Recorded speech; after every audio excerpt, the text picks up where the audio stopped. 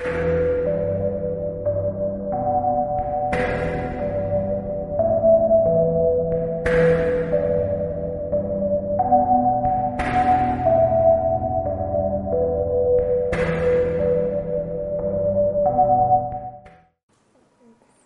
días. El tema que vamos a trabajar en el día de hoy se relaciona directamente con el desarrollo de las competencias. Este es un tema de mucho interés, dado que plantea una serie de aspectos relacionados con la vida educativa y sobre todo con la manera como en la práctica pedagógica los profesores deben desarrollar cierto tipo de competencias para que a su vez los estudiantes puedan lograr que estas competencias que se plantean en la relación pedagógica sean motivo de desarrollo y sean motivo de transformación. Los límites conceptuales de las competencias son muy débiles. Lo que podríamos decir es que existe una diversidad de definiciones sobre competencias y este exceso semántico significa cierta debilidad descriptiva y explicativa que no es fácil analizar en la medida en que los diferentes actores de este campo buscan plantear nuevos elementos, nuevas tensiones y nuevas posibilidades alrededor de este concepto.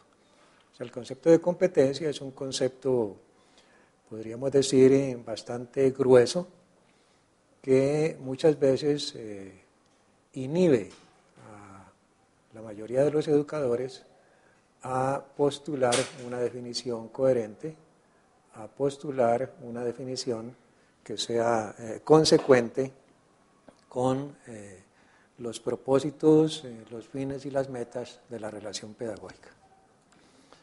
Por lo tanto, en esta conferencia vamos a tratar de ser más explícitos y postular de una manera concreta una noción que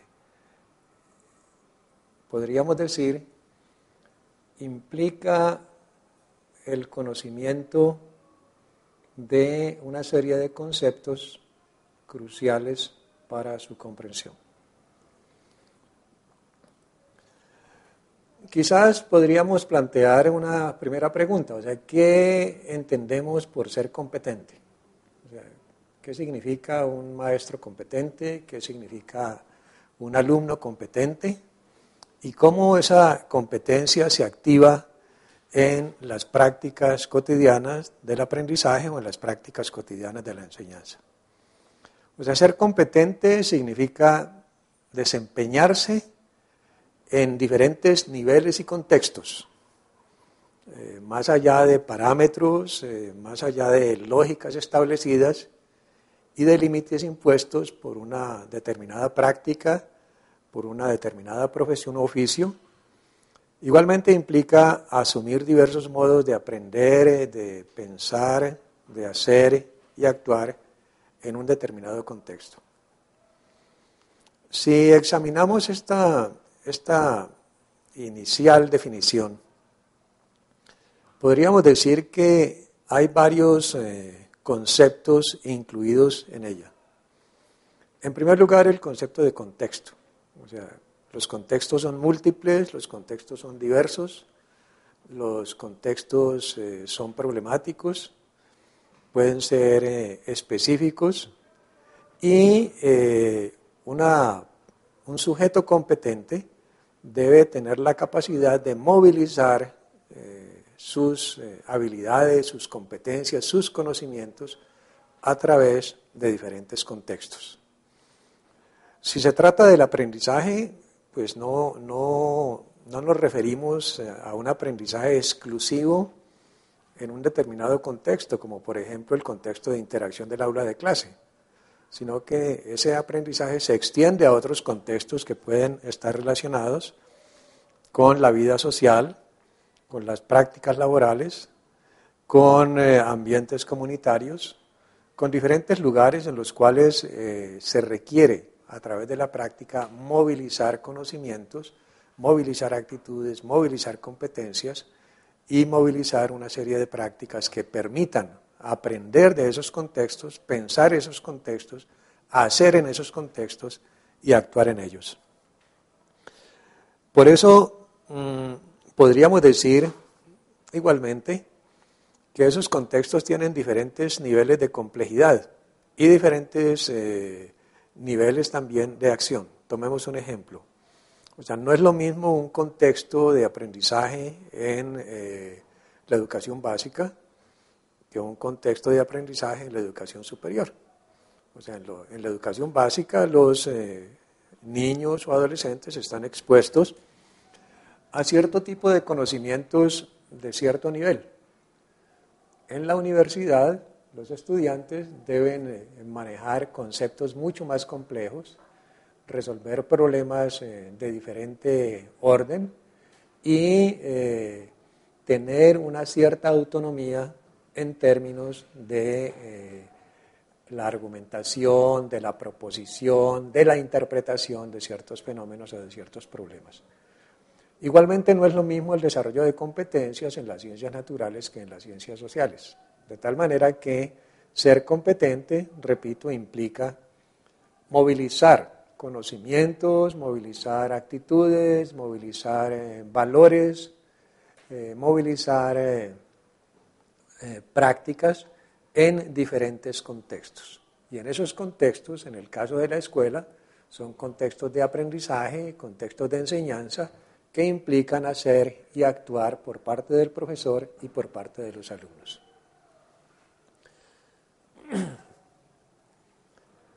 ¿Cómo entonces en estos contextos de interacción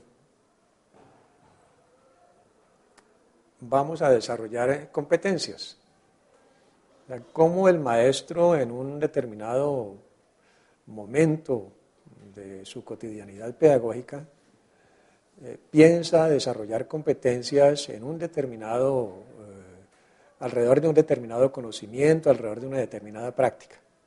Yo diría que hay 3 principios nucleares para esa adquisición y desarrollo de competencias de los estudiantes. E igualmente de los profesores cuando estos, por ejemplo, actúan como estudiantes en procesos de capacitación. Me parece que esos 3 principios nucleares son básicos y determinantes en relación con el aprendizaje. Ellos son la actividad. O sea, si no hay una actividad definida, seleccionada, previamente descrita y analizada, pues no es fácil acceder a las prácticas, que es el segundo principio básico del desarrollo de competencias. O sea, hay una relación estrecha entre actividad y práctica. Podríamos decir que la práctica es el escenario más general donde se pueden realizar un indefinido número de actividades. Si tenemos que la práctica es el principio básico del desarrollo de las competencias, pues esas prácticas podríamos decir que se recargan permanentemente de actividades diversas, de actividades variadas, de actividades que son seleccionadas para propósitos específicos en un determinado contexto de interacción.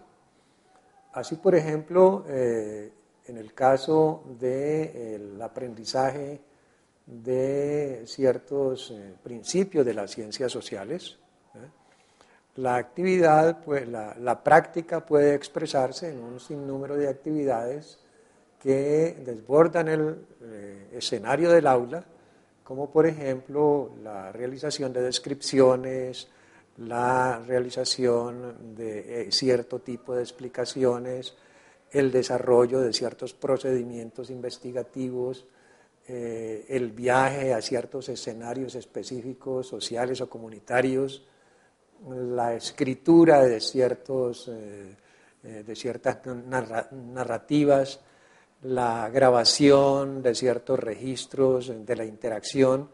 O sea, el número de actividades que se requiere en una práctica investigativa en el campo de las ciencias sociales, pues es igual múltiple y diverso.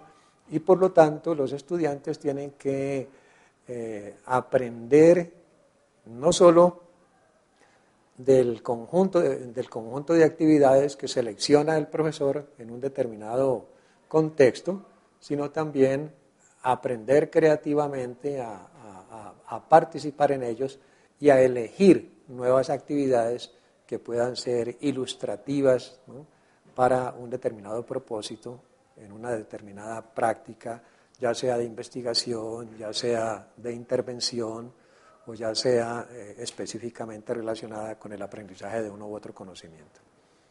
Y el tercer aspecto que me parece, el tercer principio que me parece relevante en este caso, tiene que ver con la interacción permanente. O sea, si no hay interacción permanente, no es posible desarrollar las prácticas y por lo tanto no es posible participar en el definido o indefinido número de actividades que se proponen en el desarrollo de competencias.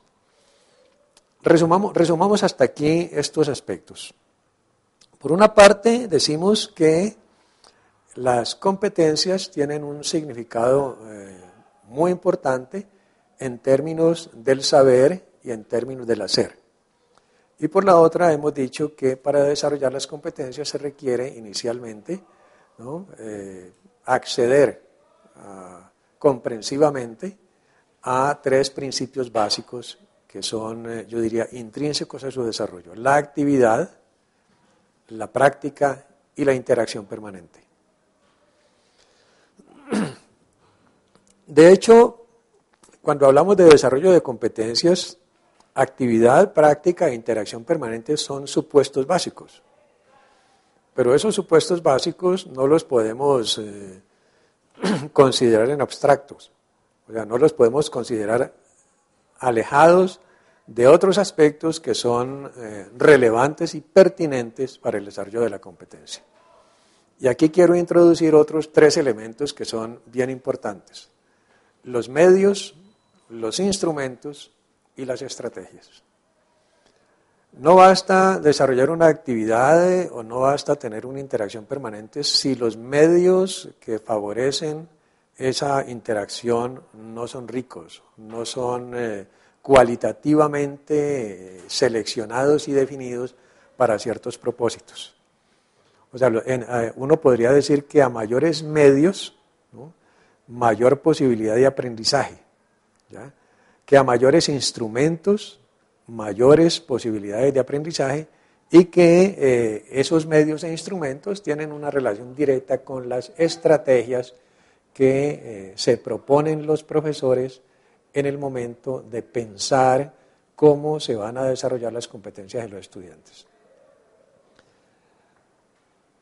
Supongamos que un profesor interactúa permanentemente y realiza prácticas permanentes con sus estudiantes, ¿no?, seleccionando diferentes tipos de actividades. Ese es un paso relevante, ese es un paso de gran importancia. Pero supongamos que ese profesor siempre utiliza los mismos medios, que siempre utiliza los mismos instrumentos, que no cambia de estrategias.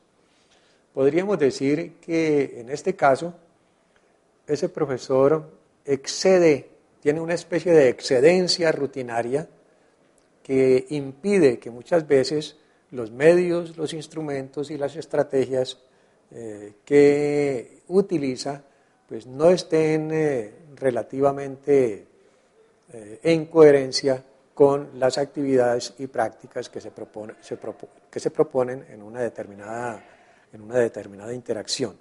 ¿Ya? Por lo tanto, me parece muy conveniente que los profesores piensen que existe una relación estrecha entre actividad, medios, instrumentos y estrategias.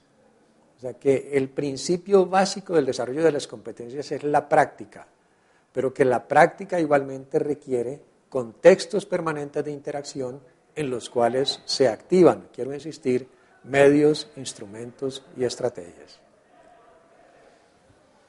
Podríamos decir entonces que el desarrollo de las competencias implica una actividad formativa y que esa actividad formativa no puede bajo ninguna circunstancia realizarse en uno solo, en un único contexto de práctica. Los contextos de práctica, como lo planteé al inicio de esta conferencia, son múltiples, son diversos y tienen particularidades específicas que requieren por parte del profesor una cierta capacidad de innovación, de variación y de cambio en consecuencia con los intereses y necesidades del aprendizaje. Ese desarrollo de las competencias debe entonces considerar interacciones en una variedad de contextos. Variedad de contextos que pueden ser, podríamos anotarlo, específicos, que son obligatorios en un momento determinado, pero se requieren igualmente contextos que podríamos denominar complementarios, en los cuales se refuerza la actividad, la creatividad del estudiante en relación con los conocimientos adquiridos. Coloquemos algún ejemplo para ilustrar este tipo de planteamiento. Es probable que ciertas tesis, ¿no?, o ciertas teorías tengan su especificidad en un momento determinado, digamos, en el análisis de un determinado problema. Sin embargo, esas teorías perfectamente pueden convertirse en una especie de gramática que puede ser utilizada para el análisis de otros contextos. Quiero aquí ilustrar el ejemplo del término código. Supongamos que el término código nos sirve en un momento determinado para analizar los aspectos en las ciencias naturales, ¿no?, la manera como se transmite hereditariamente cierto tipo de caracteres, cierto tipo de conductas, ¿no? Podríamos hablar o cierto tipo de consideraciones anatómico-físicas, por ejemplo. Allí estamos hablando de código genético. Ese código genético que se ilustra en las ciencias naturales puede viajar, yo diría metafóricamente, retomando algunos de sus rasgos, al análisis de lo que podríamos denominar un código cultural. Entonces, en dos contextos diferentes, en el contexto de las ciencias naturales y en el contexto de las ciencias sociales, estamos hablando de un concepto, del concepto de código, que tiene evidentemente orientación diferente de su significado, pero que puede permitir a los estudiantes establecer comparaciones, establecer descripciones, establecer relaciones entre estos dos conceptos, ¿no?, que pueden tener una utilidad práctica en diferentes contextos. Si seguimos examinando el concepto de código, pues vamos a encontrar que su uso social es muy diverso, es múltiple, ¿no? Tomemos ejemplos, se habla de código de tránsito, se habla de código jurídico, se habla de códigos sociales, se habla de códigos culturales, ¿ya? Y esos códigos, digamos, que he mencionado, pues tienen alguna relación directa con un concepto primigenio de las ciencias naturales, como es el concepto de código genético. ¿Ya? Por lo tanto, me parece relevante que podamos establecer una diferencia entre un contexto de aprendizaje específico y contextos de aprendizaje que lo complementan. Creo que aquí interviene mucho la creatividad del profesor para que esos contextos específicos que utiliza en la interacción en el aula de clase, con los diferentes medios, instrumentos y procedimientos que se requieran, pueden ser de utilización posible en diferentes contextos mucho más informales, como pueden ser todos aquellos que hacen parte de la cotidianidad práctica de los estudiantes. Quiero ejemplificar un poco el tema de los contextos de interacción. Supongamos que los niños en la escuela tienen que resolver un determinado problema, ¿no?, que se expresa a través de un proyecto. El proyecto puede ser elaborar un pequeño diagnóstico de una comunidad, ¿ya? Ese problema está implicando para los niños diferentes tipos de actividades. En primer lugar, la actividad básica es la organización en un equipo de trabajo que va a hacer una planeación del trabajo. O sea, ¿qué van a hacer los niños alrededor de ese diagnóstico? O sea, ¿qué instrumentos van a requerir para ese diagnóstico? ¿Qué medios van a utilizar? ¿Verdad? ¿Qué desplazamientos van a realizar a los lugares específicos en los cuales van a interactuar? Etcétera, etcétera. Miren ustedes que en este pequeño proyecto se requiere ser muy coherente en la selección de las actividades que van a realizar los niños. Las actividades pueden ser, ¿cierto?, diagnosticar. Las actividades pueden ser describir. Las actividades pueden ser explicar. Supongamos que esas son las tres actividades básicas, ¿ya? Si ellos van a diagnosticar, van a describir y van a explicar, requieren inicialmente levantar una información que puede ser básica. No necesariamente pues, es una información a profundidad, dado el nivel del proyecto y sobre todo el alcance del proyecto en relación con niños de educación primaria o de educación básica, ¿ya? Si los muchachos ya están en la prepa, ¿no?, si ya están como se dice en América Latina, en la secundaria, pues las actividades van creciendo en términos de su complejidad.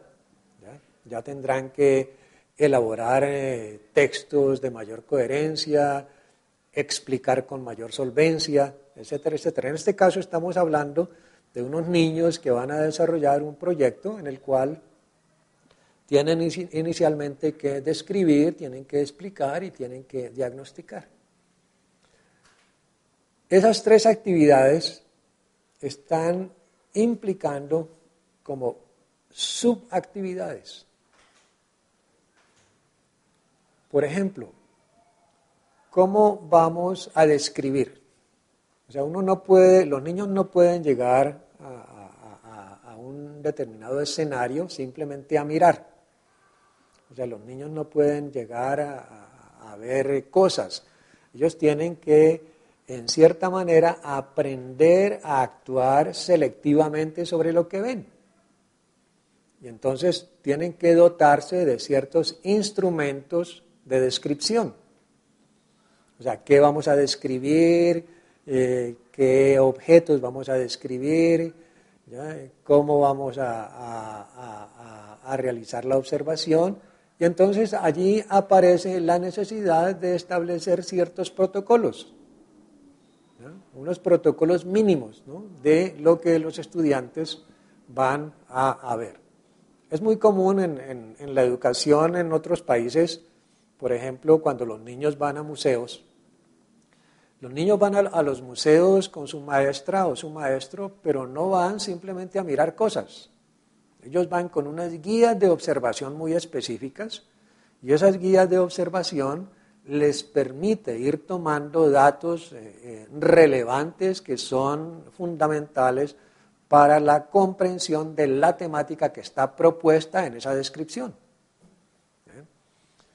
Entonces, en el caso de este proyecto, ¿cierto?, los estudiantes tienen, el maestro tiene la responsabilidad de organizar con los niños ciertos protocolos de descripción, ciertos formatos, elaborar cierto tipo de preguntas si se va a interactuar con personas de la comunidad, del grupo social que van a observar, etcétera, etcétera. Entonces, todo este conjunto de actividades debe ser planeada, o sea, no puede quedar a discreción de los estudiantes, no puede quedar al arbitrio de los niños, ¿no? Porque ellos pues no van a poder desarrollar de manera coherente, ¿no?, su capacidad de observación, su capacidad de descripción. Esa capacidad de descripción, de observación, tiene que irse afinando a lo largo de su formación, para que cuando ya estén en niveles más avanzados de escolaridad, pues puedan describir, observar y explicar con mucho mayor solvencia, o describir, explicar, analizar, ¿no?, o diagnosticar eventos u objetos de mayor complejidad. Creo que esto nos muestra, digamos, cómo en los procesos de desarrollo de las competencias tenemos que actuar en ciertos niveles. En ciertos niveles. Una cosa es desarrollar las competencias, ¿no?, de los niños en un determinado nivel, y otra cosa es desarrollar las competencias de muchachos que ya están en la prepa, por ejemplo, en la preparatoria, o que están en la secundaria, ¿no? Y otra cosa es desarrollar las competencias de estudiantes en la universidad cuando ya se están formando como profesionales. Las competencias profesionales que van a desarrollar pues son de mucho más complejidad. Entonces tenemos que esos niveles de desarrollo de las competencias implican igualmente contextos de interacción, o sea, no podemos perder de vista los contextos de interacción.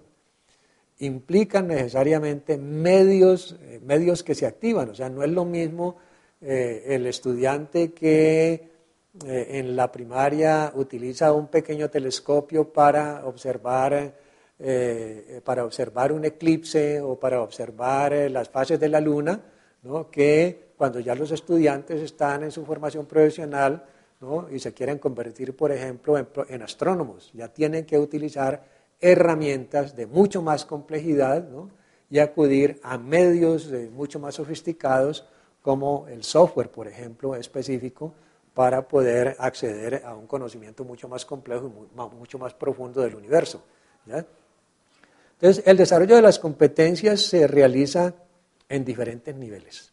O sea, el desarrollo de las competencias activa diferentes contextos, y esos contextos son correlativos de los diferentes niveles. O sea, no es lo mismo analizar la problemática económica de un país en relación con la crisis de los mercados, en relación con la crisis financiera, que analizar la problemática económica cuando los niños, por ejemplo, son llevados al mercado a examinar los productos que se compran y se venden, a examinar la variación de los precios de un puesto a otro, ¿no?, a establecer diferencias en los precios de compra y venta, etcétera, etcétera, y a examinar, por ejemplo, cuáles son los productos que en el mercado se están vendiendo en una temporada y cuáles no se están vendiendo en otra temporada. Estos son ejemplos aparentemente triviales, pero nos están mostrando que si los niños se desplazan a un determinado lugar, allí van a encontrar contextos de interacción relativamente complejos, ¿no?, en cierto nivel, que van a permitir interactuar, que van a permitir ganar confianza en la interacción social, que van a permitir ganar confianza en una gran cantidad de prácticas que realicen en sus aprendizajes posteriormente. Hoy día los niños tienen que realizar múltiples actividades a través de los medios, ¿ya? Por ejemplo, hoy día tienen que interactuar virtualmente, ¿ya? Tienen que manejar cierto software mínimo. Recuerdo un ejemplo sencillo en el aprendizaje de la física, ¿ya? Los estudiantes adolescentes tienen que explicar la relación entre velocidad, aceleración, rapidez de un objeto que se desplaza en el espacio.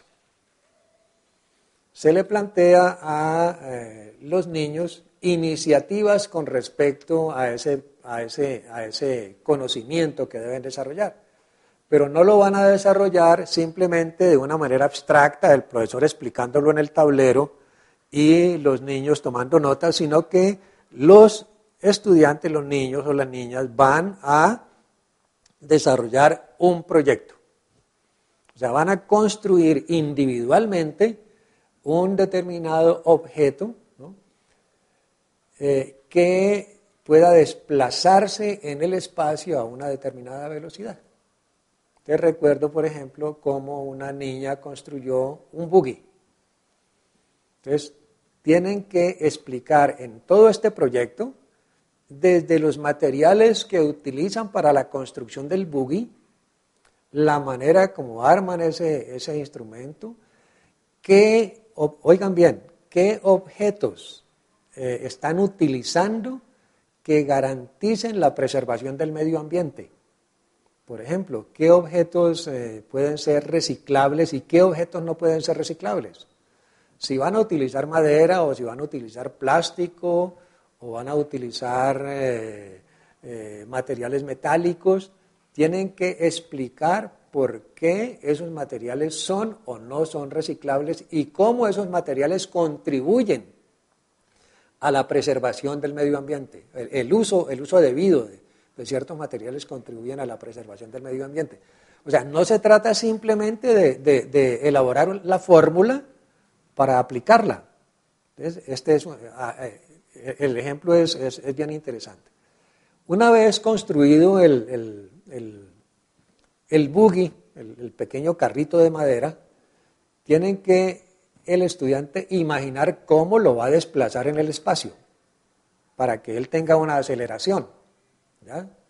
Entonces, esta chica se inventó colocarle una bomba, de esos globos de fiesta, ¿no? Se le coloca con cinta, se infla, pues el buggy ya ha sido construido, las ruedas, se ha tratado de que las ruedas sean lo suficientemente lisas, ¿no? Para que puedan desplazarse igualmente en un piso, ¿no? en un espacio liso también, ¿no? Que permita hacer mediciones de la velocidad. Después de que ya se tiene el buggy, que se tiene la bomba, que se ha inflado, entonces esta niña tiene que hacer mediciones. Tiene que hacer mediciones por lo menos 5, 6, 7 veces de la velocidad en el primer metro, de la velocidad en el segundo metro y de la velocidad en el tercer metro. Y tiene que empezar a establecer, ¿no? Ya a través de la fórmula que la profesora ha planteado, establecer los niveles de aceleración, de velocidad, la rapidez con que el objeto se desplaza en el espacio, y tienen que, además, colocar eso en una tabla Excel. Oigan bien, tienen que colocar una tabla Excel, ¿ya?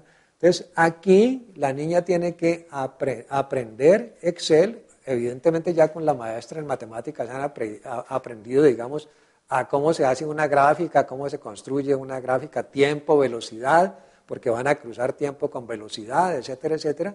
Entonces, y finalmente tiene que hacer una descripción de todo el proceso, de todo lo que ha hecho, cuántas mediciones realizó, cuál es la diferencia en términos de segundos en esa medición, porque probablemente no siempre va a dar lo mismo. Por ejemplo, en el primer arranque, en el primer metro de 7 veces puede dar 1.2 segundos, 1.3 segundos, 1.5 segundos, y entonces tiene que hacer promedios de velocidad contra tiempo.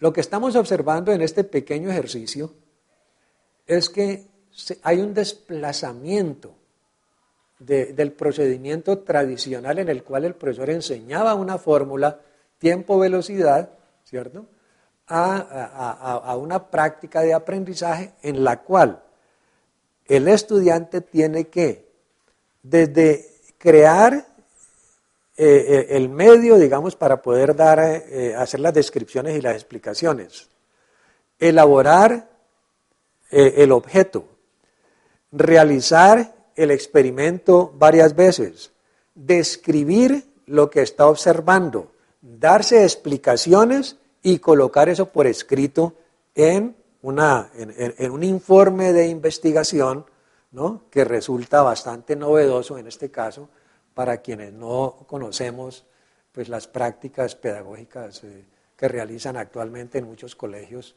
los profesores de una manera, yo diría, flexible, abierta, dinámica, participativa, colaborativa, qué sé yo, ¿ya? Entonces, creo que este ejemplo nos está mostrando cómo en cualquier objeto de aprendizaje puede intervenir una multiplicidad de prácticas, una multiplicidad de contextos, una multiplicidad de medios y una multiplicidad de instrumentos. Quiero insistir que el tema de la selección de las actividades es un tema de gran relevancia. Los profesores no pueden seleccionar actividades indiscriminadamente. Los profesores no pueden seleccionar actividades espontáneamente. Los profesores deben lograr que las actividades que seleccionan conduzcan a que los estudiantes construyan una comprensión personal de los temas implicados, que les permita participar de una manera eficaz y responsable en actividades similares y afines más allá del aula, ¿ya? Este es un asunto que requiere, yo diría, creatividad de parte de los profesores.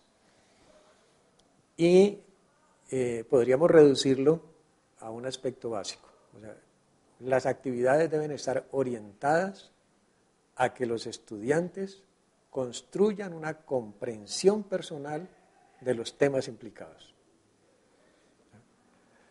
Si esto es un asunto socializado o si es un asunto individual, es discrecionalidad, es un asunto de discrecionalidad del profesor, pero el principio clave en este caso es que los estudiantes construyan una comprensión personal de los temas implicados. Otro punto relevante en este caso es que los profesores deben lograr que los estudiantes desarrollen una predisposición y logren construir estrategias necesarias para que adopten la misma postura en situaciones nuevas y poco familiares. ¿Qué quiere decir con eso? O sea, que la comprensión personal de un tema no puede quedarse en ese tema, sino que la comprensión personal de un tema debe viajar a situaciones nuevas, a situaciones poco conocidas, podríamos decir a situaciones contingentes. O sea, aquí hay un tremendo problema en el caso del aprendizaje escolar, y es que los profesores no logran motivar la comprensión personal, ¿no?, sino dentro del mismo tema, y no trabajan porque los estudiantes apliquen esa comprensión en situaciones nuevas, en situaciones desconocidas, en situaciones contingentes y poco familiares. Otro aspecto que me parece de vital importancia en este caso es que los profesores deben ser conscientes que tanto la utilización de diversos medios como de formas de interacción socializadas y participativas deben ser ampliamente significativas en el desarrollo de las competencias para el aprendizaje autónomo y colaborativo. O sea, ¿qué queremos decir con esto? Que se requieren utilizar medios, contextos e instrumentos que provoquen un aprendizaje socializado y participativo. O sea, las comprensiones son individuales, generalmente, pero los medios de acceso a la comprensión deben ser medios socializados. eso cambia la concepción del aprendizaje. Si bien es cierto, todos sabemos que el aprendizaje es un asunto exclusivamente individual, debemos procurar que los medios, debemos procurar que los instrumentos, debemos procurar que los contextos sean contextos participantes, sean contextos socializados, sean contextos ampliamente significativos para lograr una interacción permanente entre los estudiantes, de tal manera que el aprendizaje colaborativo conduzca en un momento determinado al logro del aprendizaje autónomo. De allí que la selección de las actividades, insisto sobre este aspecto, no puede ser un asunto espontáneo. Esas actividades deben estar orientadas a que los estudiantes potencien su aprendizaje, logren permanentemente generar relaciones entre el saber y la práctica en diversos contextos de interacción, que pueden ser contextos críticos, pueden ser contextos investigativos o pueden ser contextos de aplicación. Aquí, como ven ustedes, introduzco un nuevo elemento, o sea, no se trata de una comprensión en abstracto, no se trata de una comprensión desvinculada del hacer. Me parece que hay necesidad de articular permanentemente conocimiento y práctica. Hay necesidad de vincular o articular permanentemente las comprensiones que los estudiantes adquieren y desarrollan con sus aplicaciones en términos prácticos en diferentes contextos. Esos contextos pueden ser, por ejemplo, contextos de descubrimiento, o sea, contextos de búsqueda, contextos de análisis, contextos de diagnóstico. Esos contextos pueden ser igualmente contextos críticos en los cuales se activa cierto tipo de competencias como la competencia interpretativa, como la competencia explicativa. Y evidentemente la aplicación de esas comprensiones en diferentes contextos va a potenciar, ¿no? Yo diría en un alto grado, las competencias de los estudiantes. ¿Qué sucede hoy día, digamos, con estas posibilidades de desarrollo de las competencias en relación con contextos, medios e interacciones? Hoy encontramos un conjunto de medios, ¿no?, que hacen posible nuevas modalidades de aprendizaje, que hacen posible el desarrollo de un sinnúmero de actividades amplias, abiertas y flexibles, ¿no? Hoy encontramos materiales audiovisuales, o sea, los materiales audiovisuales lentamente se han ido expandiendo desde la década de los años 70. Si nosotros, por ejemplo, leemos uno de los textos de Ivan Illich sobre la desescolarización, encontramos cómo Ivan Illich describe en algunas de sus páginas todo el proceso de desarrollo de audiovisuales en esa década y quedaba impresionado sobre el uso que se hacía de la grabadora, sobre el uso que se hacía del cassette, ¿no?, en ese momento. O sea, en ese momento ese era la cassette y la grabadora y el video eran, podríamos decir, materiales de extrema importancia, ¿no?, que significaban innovaciones de última generación en un periodo en el cual, si lo miramos desde hoy, podríamos decir que las tecnologías, ¿no?, y los medios de aprendizaje estaban en un desarrollo relativamente primitivo. Sin embargo, hoy día encontramos que esos materiales audiovisuales son múltiples, diversos, encontramos textos impresos, encontramos textos digitalizados, encontramos multimedia, encontramos software de todo tipo, encontramos aplicaciones, o sea, encontramos todo un conjunto, un arsenal de instrumentos que se conocen bajo el nombre de tecnologías de la información y la comunicación. Y eso ha enriquecido los procesos de aprendizaje. Eso ha hecho que el aprendizaje se desplace de un aprendizaje contextualizado en un lugar específico, en un espacio específico, a lugares virtuales en los cuales es posible activar una comunicación multidimensional, ¿no? Una comunicación mucho más abierta entre los diferentes actores del aprendizaje, en este caso los estudiantes, ¿no? Aprendizaje que se activa desde diferentes vías y desde diferentes canales. Eso hace que esos medios, que las tecnologías de la información y la comunicación, se hayan convertido en medios al servicio del desarrollo del conocimiento, pero igualmente al servicio del desarrollo de las competencias. Si pensamos en este caso en la selección de esos medios, podríamos decir que los maestros hoy día tienen que actuar de manera mucho más selectiva sobre esos medios, porque ya no es un conjunto de medios reducidos, un conjunto de medios rutinarios, sino que todos los días esos medios se vuelven más sofisticados y hay una necesidad de prestar, digamos, mucha atención a su selección, de tal manera que se pueda integrar permanentemente la relación entre teoría y práctica y que esos límites entre teoría y práctica puedan debilitarse al máximo para favorecer y fortalecer el aprendizaje contextualizado en diferentes direcciones.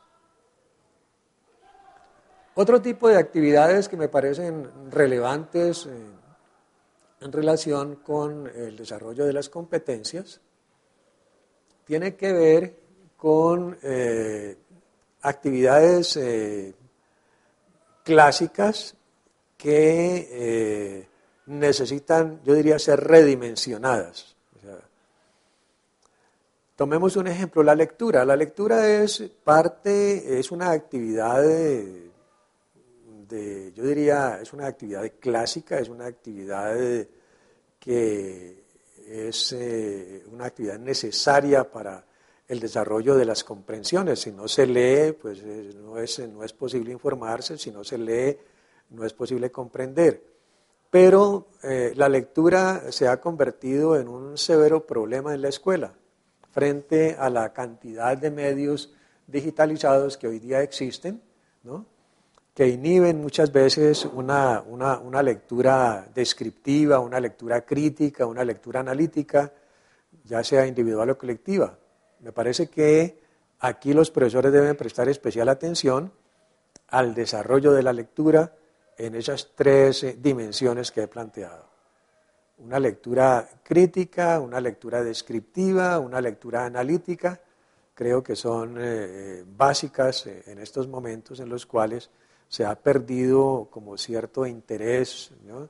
Se ha perdido cierto deseo por leer frente a la manera como los medios hoy día nos atrapan, ¿no? En términos de la visualidad y en términos de otros aspectos diferentes de lo que podríamos decir ha sido la lectura tradicional y clásica.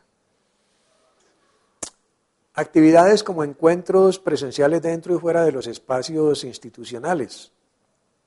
Creo que esas actividades también requieren una mayor activación en la práctica pedagógica. En el caso de la escuela básica o en el caso de la educación superior, uno diría que hoy día los estudiantes deben participar en unas actividades socializadas que les permitan abrirse a una interacción en el mundo. Por ejemplo, la participación en foros, paneles, mesas redondas, simposios y otro tipo de eventos que generalmente no están ubicados en la práctica pedagógica del aula escolar y que muchas veces se reducen a la práctica pedagógica del aula escolar. Hoy día muchas instituciones aprovechan estas estrategias, este tipo de actividades como estrategias básicas del aprendizaje. Uno encuentra que los niños hoy día participan en foros, que hoy día ya participan en paneles, que hoy día tienen que hacer presentaciones en público, tienen que defender puntos de vista en mesas redondas, tienen que programar y realizar simposios. O sea, este tipo de actividades aparentemente no son prácticas pedagógicas. Sin embargo, deben considerarse selectivamente por parte de los profesores para desarrollar unas nuevas competencias, sobre todo competencias del orden que yo llamaría competencias discursivas, o sea, competencias que pongan en juego a los estudiantes sus comprensiones y sus aplicaciones de esas comprensiones en diferentes contextos. A esto podemos articularle cómo las tecnologías hoy día permiten, por ejemplo, el desarrollo de encuentros virtuales, sincrónicos o asincrónicos, foros, teleconferencias, etcétera, etcétera. El ejemplo de esta teleconferencia o de esta videoconferencia pues es un caso específico que nos permite mostrar cómo a través de ella se pueden hacer sesiones tutoriales, se pueden realizar actividades virtuales, se puede participar en grupos de estudio, se pueden iniciar investigaciones, se pueden participar en actividades de proyección social, se pueden realizar actividades de trabajo de campo, etcétera, etcétera. Todo esto hoy día está, yo diría, enriquecido con el uso de software especializado, con el uso de bases de datos, con el uso de medios audiovisuales digitales, que en virtud de las oportunidades que tienen hoy día los estudiantes de acceder a ellos, deben ser tenidos en cuenta por parte de los profesores para mejorar y para garantizar no solo el desarrollo del aprendizaje, sino también el desarrollo viable y potenciador permanente de las competencias de los estudiantes. Entonces, como ven ustedes, hay una gran cantidad de actividades. O sea, las actividades no pueden, yo diría, dormirse en la rutina. Las actividades no pueden simplemente restringirse a aquellas actividades como la exposición, ¿no? Las preguntas, las respuestas que dan los estudiantes, la confirmación de esas respuestas a partir de preguntas que hacen que ese modelo clásico tradicional expositivo hoy día esté en crisis frente al desarrollo del aprendizaje autónomo en contextos informales que hacen los estudiantes. Uno ve hoy día cómo, por ejemplo, cuando uno plantea una pregunta en el aula de clase, los estudiantes tienen ya inmediatamente la respuesta en virtud de que han buscado en Internet o han accedido rápidamente a ella a través de los diferentes medios electrónicos que poseen. Entonces, creo que hay necesidad de redimensionar las actividades de aprendizaje. Hay necesidad de redimensionar los contextos de aprendizaje. Y ese redimensionamiento de las actividades y los medios de aprendizaje evidentemente están implicando nuevos contextos en los cuales el desarrollo de las competencias se hace mucho más posible, se hace mucho más viable. Yo diría que si aplicamos estos planteamientos realizados hasta aquí, es importante distinguir entre los conocimientos y las actividades relacionadas con los requerimientos básicos para el desarrollo de las competencias. Creo que aquí entramos en un tema de gran relevancia, como es el tema de las actividades generales o transversales, actividades que difieren de las actividades específicas, pero que enriquecen esas actividades específicas en la medida en que sirven para enriquecer los requerimientos conceptuales del aprendizaje en un determinado contexto específico en el cual conocimientos y prácticas son relevantes y pertinentes. Podríamos decir que a unos conocimientos específicos, a unos medios específicos, a unos contextos específicos, se pueden agregar, se pueden articular mejor medios, contextos, procedimientos y también conocimientos opcionales, conocimientos adicionales, conocimientos que van a enriquecer las actividades de aprendizaje específicas de los estudiantes. Tomemos un ejemplo ahora de cómo desarrollar la competencia.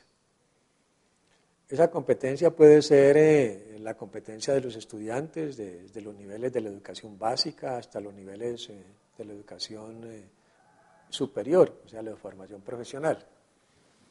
Podríamos preguntarnos en este caso, digamos, ¿qué medios y actividades podríamos seleccionar para lograr el desarrollo de la competencia de los estudiantes? Esa es una pregunta que debe estar presente en todos los procesos de planeación curricular de los profesores. O sea, ¿qué medios y actividades se pueden seleccionar para lograr que los estudiantes desarrollen sus competencias? Sobre todo que desarrollen sus competencias cognitivas, pero también que desarrollen sus competencias socioafectivas. Si uno considera que el hacer, que la práctica es un principio relevante para el desarrollo de las competencias en determinados contextos, necesariamente, tal como lo he venido planteando, se requiere definir o seleccionar cierto tipo de actividades. Y ese tipo de actividades las podemos inicialmente formular de una manera general. Tomemos ejemplos. Si la actividad central es investigar un determinado problema o resolver un determinado problema, pues es evidente que esa actividad general, esa actividad amplia, digamos, esa actividad compleja que es investigar o resolver un determinado problema, presupone otro tipo de actividades. Yo no puedo investigar o no puedo investigar o resolver un problema si no lo diagnostico, si no lo describo previamente, si no observo las particularidades de ese problema, si no trato de darme explicaciones y analizar el por qué en términos de causas, ¿no? O por qué se generan cierto tipo de competencias. Entonces observen que este conjunto de actividades que estamos planteando en este caso alrededor de una actividad general como es investigar o resolver un problema, ¿no? Está implicando actividades específicas que podemos traducir de una manera concreta a través de unos verbos específicos. ¿Ya? Quiero expresarlo en términos de una ecuación muy simple. O sea, podríamos decir que investigar o resolver un problema está implicando, es igual a diagnosticarlo, describirlo, observarlo, explicarlo, analizarlo. ¿Ya? Esas 5 actividades que planteo alrededor de una actividad básica como investigar, las he formulado, ¿no?, en términos de verbos. Entonces miren cómo podríamos, en primer lugar, para desarrollar la competencia, podríamos formular una actividad general o específica. Y alrededor de esa actividad general o específica, plantearnos un conjunto de actividades que también pueden ser enunciadas en términos de un verbo en infinitivo. Supongamos, investigar los problemas de alcantarillado de una comunidad, o investigar los problemas de desnutrición de los niños de una comunidad, o investigar los problemas de hipertensión en un determinado grupo etario. ¿Ya? Miren ustedes cómo investigar estos problemas están implicando actividades. O sea, yo tengo que, para investigar ese problema, tengo que describir, observar, explicar, analizar, diagnosticar, inclusive tengo que elaborar cierto tipo de formatos, ¿no? Tengo que hacer síntesis de lo que he diagnosticado, de lo que he descrito. Entonces miren ustedes cómo ese conjunto de actividades que yo he seleccionado contribuyen directa o indirectamente a a la comprensión, al conocimiento de ese problema que estoy investigando. Entonces, por eso me parece de gran utilidad el establecer una diferencia entre la actividad básica que vamos a desarrollar y el conjunto de actividades, podríamos decir subactividades que están implicadas en esa actividad básica. O sea, vuelvo a insistir porque me parece de gran importancia este aspecto. Si yo tomo una actividad básica como diagnosticar un determinado problema, pues tengo que incluir un conjunto de actividades o subactividades, ¿no? Como describir, observar, explicar, analizar, proyectar, sintetizar, etcétera, etcétera. Ustedes podrían agregar otro tipo de actividades que complementen y enriquezcan el conocimiento o la comprensión de ese determinado problema. Y evidentemente esto no es en abstracto, esto no se hace en un escritorio, esto implica el poder interactuar en diferentes contextos, en diferentes escenarios, en diferentes lugares. Aquí estamos observando cómo esas actividades hacen parte del hacer. Pero por una parte, un hacer que está implicando comprender, conocer, ¿ya? Acceder a la comprensión, y por la otra está implicando participación en un conjunto de actividades prácticas, ¿no? Que favorecen, en este caso, la articulación entre teoría y práctica en el desarrollo de la competencia. Tomemos un ejemplo más concreto. Supongamos que necesitamos revisar, ¿no? Elaborar y revisar un determinado problema. O sea, necesitamos elaborar y revisar toda la documentación existente alrededor de un determinado problema. La pregunta que nos haríamos en este caso es, ¿qué debemos saber o qué debemos saber hacer para elaborar, ¿no? sobre un objeto X o para revisar un objeto X? En este caso se trata de un determinado problema. ¿Qué se requiere en ese caso? ¿Ya? Aquí tenemos dos aspectos que hay que diferenciar. Tenemos, primero, un objeto de conocimiento. ¿Ya? Y ese objeto de conocimiento lo relacionamos con un conocimiento específico, con un método, con una técnica, con un procedimiento. ¿Ya? ¿Cuál es el contenido en este caso del hacer? El contenido en este caso del hacer es elaborar y revisar críticamente. Pero ¿cuál es el objeto de conocimiento en este caso? Porque uno puede elaborar y revisar críticamente sobre algo. O sea, no se elabora y revisa críticamente en abstracto, ¿no? Y este es un aspecto que deben considerar con mucha especificidad, con mucha claridad. O sea, uno no elabora y revisa críticamente, ¿no? Sino sobre un qué determinado, sobre un objeto de conocimiento. Entonces, supongamos que el objeto de conocimiento se refiere a estudios de impacto ambiental. ¿Ya? Ustedes pueden utilizar como objeto de conocimiento otro problema. Ya entonces conjugamos el objeto de conocimiento y el contenido del hacer. Los articulamos y podemos decir elaborar y revisar críticamente estudios de impacto ambiental. ¿Ya? Quiero insistir, el contenido del hacer es elaborar y revisar críticamente. O elaborar y revisar minuciosamente. ¿Ya? O elaborar y revisar descriptivamente estudios de impacto ambiental. Estudios de impacto ambiental es el objeto de conocimiento. Entonces, si pretendemos que los estudiantes sean capaces, por ejemplo, de elaborar y revisar críticamente estudios de impacto ambiental, ¿ya? Debemos formular un conjunto de actividades relacionadas con elaborar y revisar que permitan que los estudiantes accedan críticamente a ese objeto específico de conocimiento, ¿no? Como son los estudios de impacto ambiental. Los estudios de impacto ambiental los hemos definido en este caso como objetos de conocimiento. Allí hay necesidad de seleccionar de manera flexible actividades que tengan que ver pues, con el conocimiento de ese objeto, ¿no?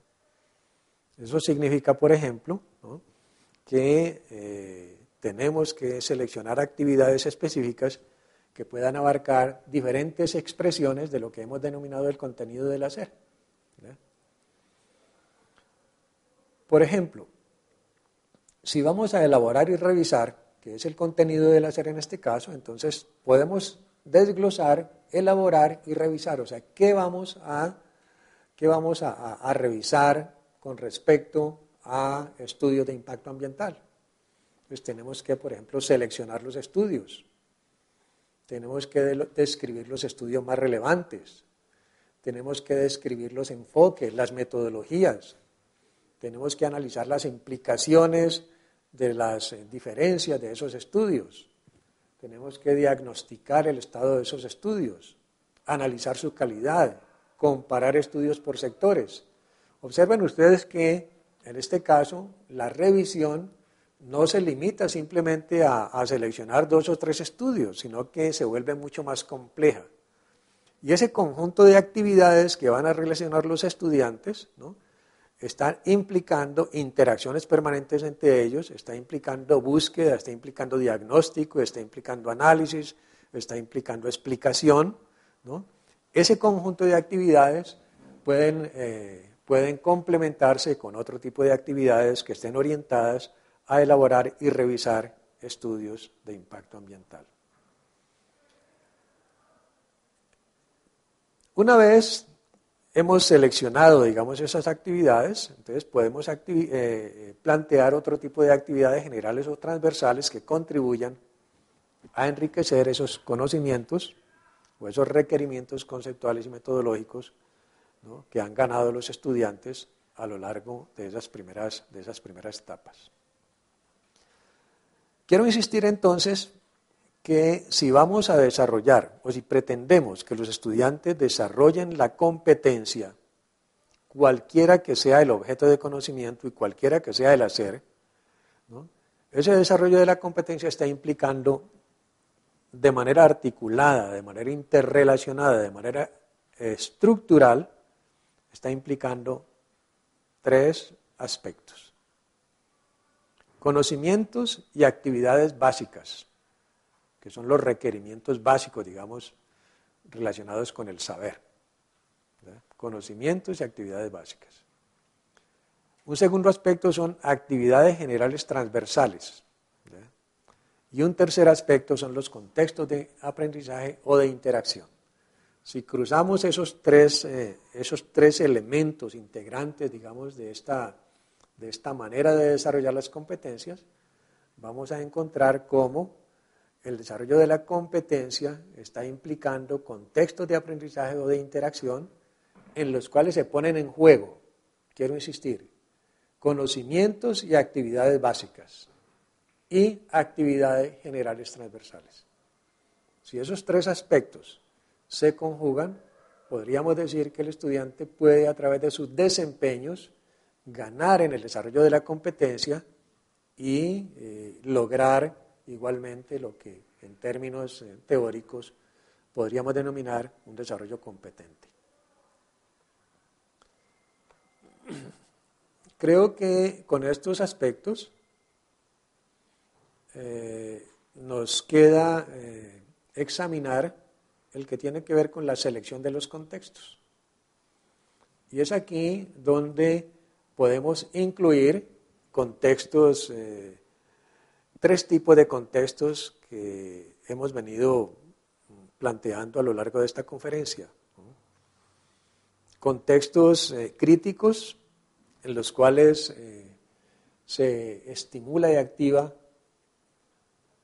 actividades como argumentación, ¿no?, actividades como proposición, actividades como interpretación, que se conjugan en la interacción entre los estudiantes en el desarrollo del aprendizaje socializado y participativo. Contextos de descubrimiento en los cuales los estudiantes ponen en juego todo su andamiaje conceptual, ¿no?, para indagar aquellos aspectos que van más allá de lo simplemente conocido. Esto tiene que ver, por ejemplo, con las propuestas alternativas que plantean los estudiantes.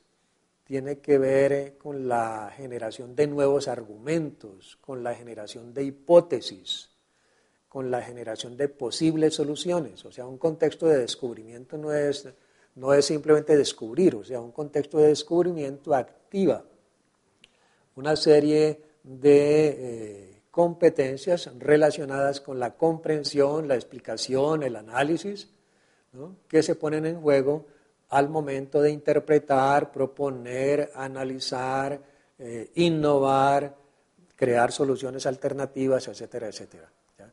Y finalmente, podríamos decir que los contextos de aplicación son vitales y necesarios para reforzar las comprensiones y para reforzar la posibilidad de que los estudiantes innoven, ¿no?, en situaciones conocidas, innoven en situaciones contingentes o situaciones desconocidas a partir de los conocimientos y de las prácticas conocidas que han logrado aprender a lo largo de su formación. En síntesis, creo que el desarrollo de las competencias es un problema complejo, o sea, no es un problema sencillo, es un problema que está implicando, por una parte, actividad, práctica e interacción permanente. O sea, a lo largo de esta conferencia hemos venido insistiendo en la necesidad de poner en juego esos tres aspectos: actividad, práctica e interacción permanente. El segundo aspecto que hemos mencionado, que se articula con este primero, sin el cual, digamos, no es posible favorecer el desarrollo de las competencias, es el que tiene que ver con la selección de medios, con la selección de instrumentos y con la selección de estrategias.